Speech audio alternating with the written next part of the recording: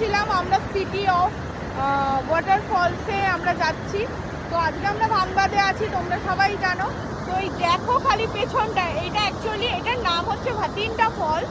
আর এখন ভাতিন্ডা ফলস নাম দিয়েছে, এটা হচ্ছে উর্সি ফলস। আমরা ছোটবেলায় পড়েছিলাম উর্সি নদী, সেই উর্সি ফলস হচ্ছে এইটা।